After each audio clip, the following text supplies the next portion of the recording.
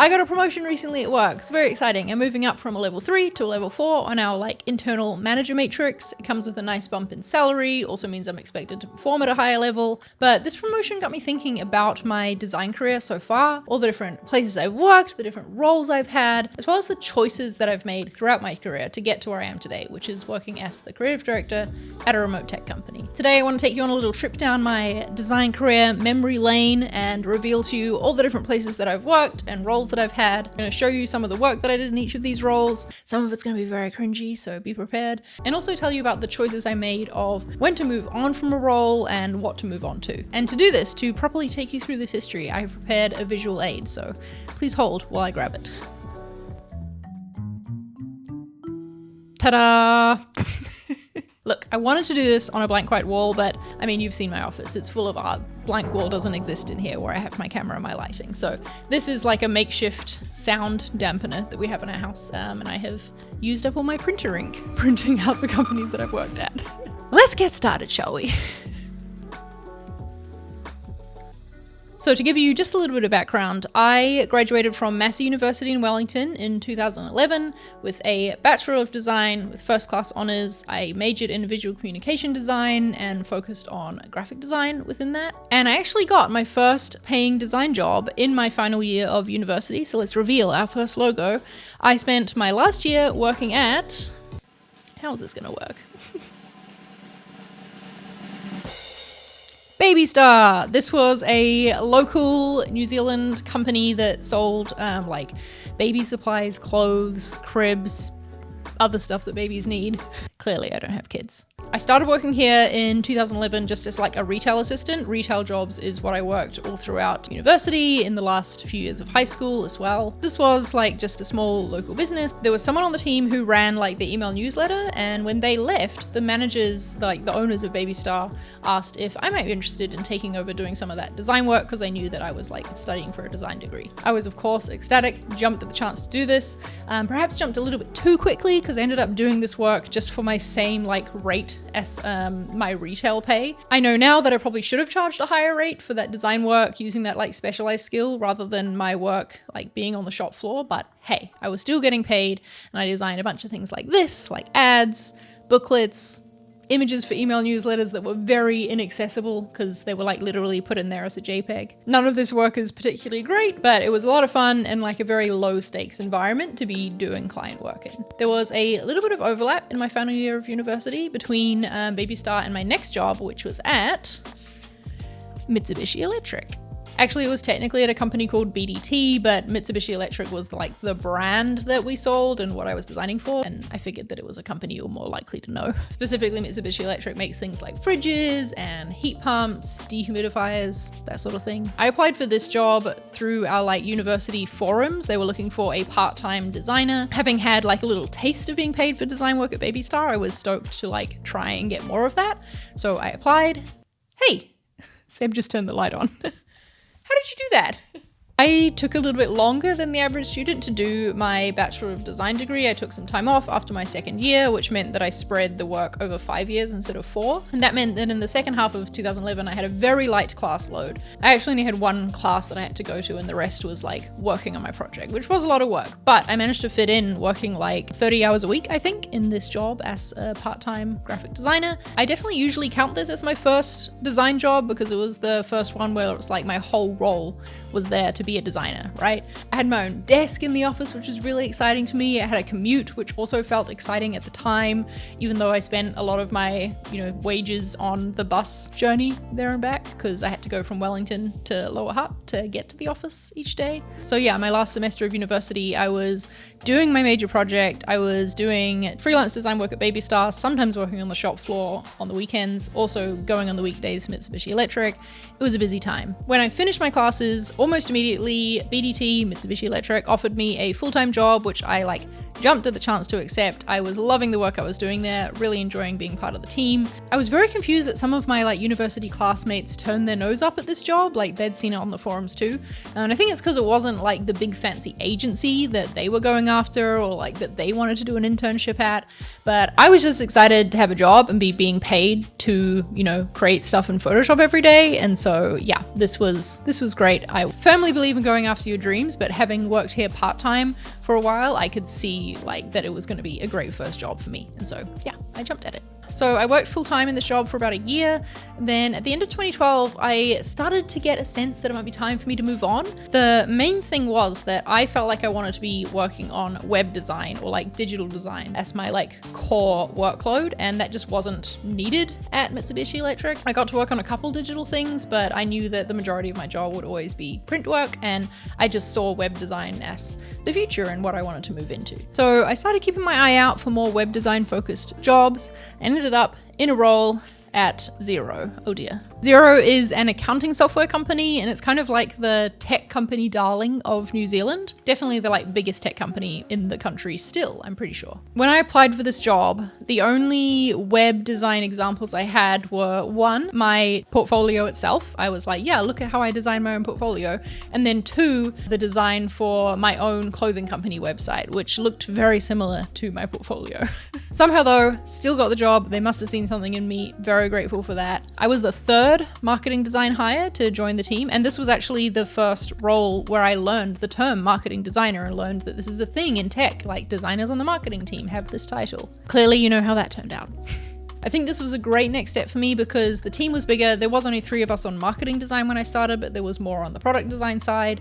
And also the company grew really quickly. Like there was a lot more marketing designers on the team who joined throughout my time there. I got to work on a lot of web design projects here, lots of landing pages for Xero.com or like designing site sections.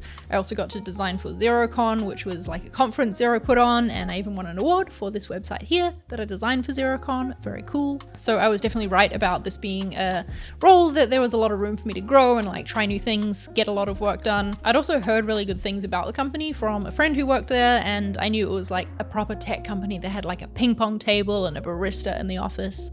It was pretty cool. My next move came a little more than 2 years later when I moved to London in 2015, but my next job was at Xero again. Tricked you. I've put this as a separate role though because I got to transfer offices from the HQ in Wellington to working at the London office of Xero, which was great. It made that move to London a lot easier knowing I had a job there to walk into. Very quickly though, I noticed that I did not like this job of working at Xero in London as much as I had liked it working at Xero in New Zealand. It just felt a lot different being outside of the HQ. There was a lot of like important design decisions I missed out on just from not being there. I also got passed over for a promotion. They started instituting an official layer of senior designers, and people had been referring to me as a senior designer in like the 6 months previous, but I was told that because I was in London, I couldn't be a senior designer and like lead projects and things because of my time zone. Naturally, I was not stoked about that, and so I decided that I was going to start looking around for a role where I could have more responsibility and have more ownership. So after a total of, I think it was 2 years, 9 months at Xero across the different offices, just like 6 months in London, I moved on to a London-based company called, oh no, this again. Here we go, Edited, yay! Edited is like a fashion tech company. They look at analytics of what's selling, what's not on lots of different retailers' websites and present reports and things. Fashion brands use them to figure out what to buy, what to invest in. I'm forgetting the sales pitch because it's been a while. But this was a company that I actually had my eye on before I moved to London, before I knew that I could stick with Xero and like transfer to the London office. I love fashion, not that you can really tell by the fact that I'm just wearing McLaren merch right now.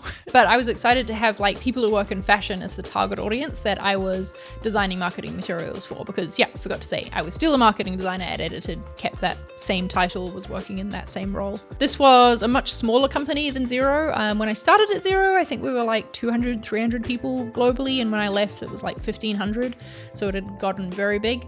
Edited was more like maybe 60 people when I joined, maybe less, I don't know now. I think I did a lot of great work here, but I was starting to get burnt out by the London commute. It would take me an hour each way to go to and from the office to where I lived, and like doing that alongside running my YouTube channel and like starting to get into this business that I run now it was a lot. I was starting to get a bit burnt out, which is why when an opportunity came up to work at a remote company, I was very interested in it quite quickly. So after being edited for a little over a year and a half, I moved on to ConvertKit. Why do I put on an American accent when I say it like that?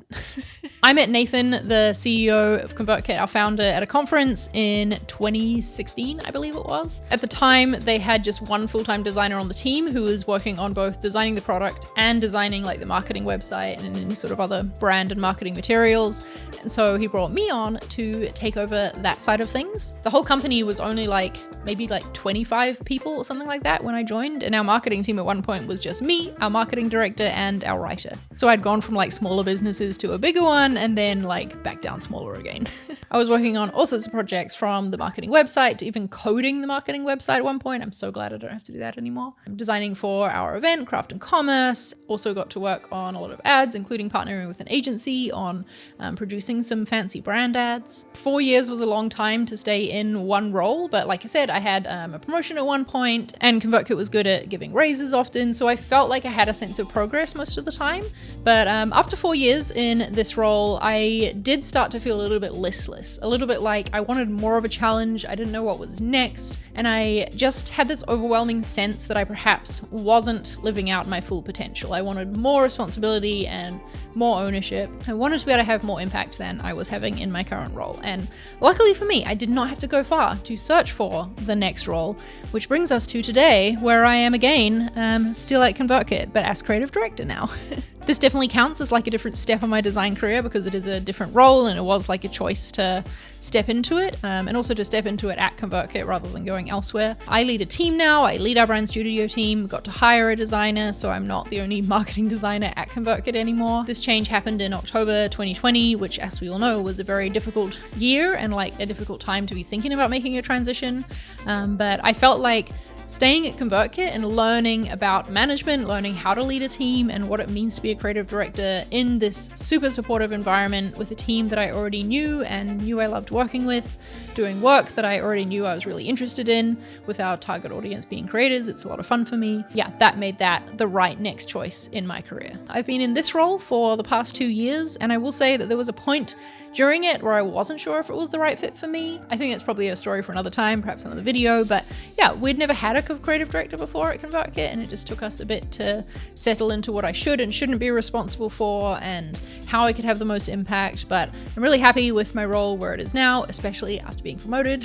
I think this is a really good fit for this stage of my career where I'm leading a team and getting to learn more about the growth and people management development side of things, as well as the brand development side of things, and how can I create better design systems and improve the perception and quality of our brand overall. I'm definitely being challenged. I get to do a lot of cool stuff, definitely have a lot of impact, and I definitely also have a lot of ownership and responsibility, which, as you've probably seen as a theme throughout this video, is a thing that I definitely look for in a career.